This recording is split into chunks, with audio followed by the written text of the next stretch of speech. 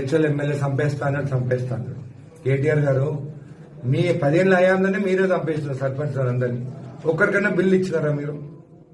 Irrigation కాంట్రాక్టర్లకు bills ఇచ్చినారు కానీ సర్పంచ్లకు ఎవరికైనా బిల్స్ ఇచ్చారా? మా ప్రభుత్వం వచ్చిన తర్వాత, కాంగ్రెస్ ప్రభుత్వం వచ్చిన తర్వాత జడ్చల నియోజకం మాక్సిమం సర్పంచ్ పెండింగ్ బిల్స్ ఉండేవి నేను బిల్స్ ఇప్పించాను. మీరు బిల్స్ ఇవ్వకుండా చచ్చిపోయే చాలా మంది ఉన్నారు. చాలా మంది సూసైడ్ కూడా చేసుకున్నారు. సర్పంచ్ పనిచేసిన వాళ్ళు మాకు బిల్స్ రాలేదని చెప్పేసి మీరు చంపేసి మీరేమన్నారు? నేనేమన్నాను? మీ brand ambassador Padi Kaushik Reddy MLA elections ముందు నేను చచ్చిపోతా అని చెప్పి వీడియో వైరల్ చేస్తారు. ఇప్పుడు అందరు మీ బీఆర్ఎస్ సర్పంచులు ఆయనను ఒక బ్రాండ్ అంబాసిడర్ గా పెట్టుకుని ఎవరైతే సర్పంచ్ పోటీగా చేసినారో అందరి ఇంటింటికి పోయి మేము చచ్చిపోతామని. మరీ దారుణం ఏంటంటే వాళ్ళ పిల్లలు, స్కూల్ పిల్లలు, వాళ్ళు చదువుకునేటోళ్ళని కూడా తీసుకొచ్చి వాళ్ళతోని కాలు పట్టించి మా నాయన చచ్చిపోతాడని చెప్పేసి అట్లా కొన్ని ప్రచారం చేసుకుని కొన్ని సర్పంచ్లు అట్లా గెలుస్తారు. ఇది పద్ధతేనా అని నేను అడిగినాను.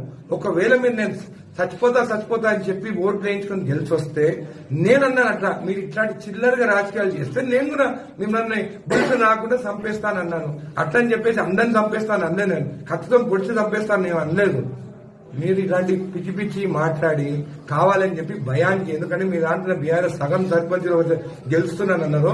వాళ్ళు బీఆర్ఎస్ నుంచి నిలబడినది కాదు, ఇండిపెండెంట్ గా నిలబడి గెలిస్తే మీ వాళ్ళు సోషల్ మీడియాలో వాళ్ళు బీఆర్ఎస్ అని చెప్పి పెట్టుకున్నారు తప్ప అసలు బీఆర్ఎస్ 10% సర్పంచ్ కూడా ఎక్కడ గెలవలేదు. ఇప్పుడు కూడా చెప్తున్నారు, జడ్చల నియోజకవర్గంలో కాదు మొత్తం స్టేట్ లో అయినా కానీ కూడా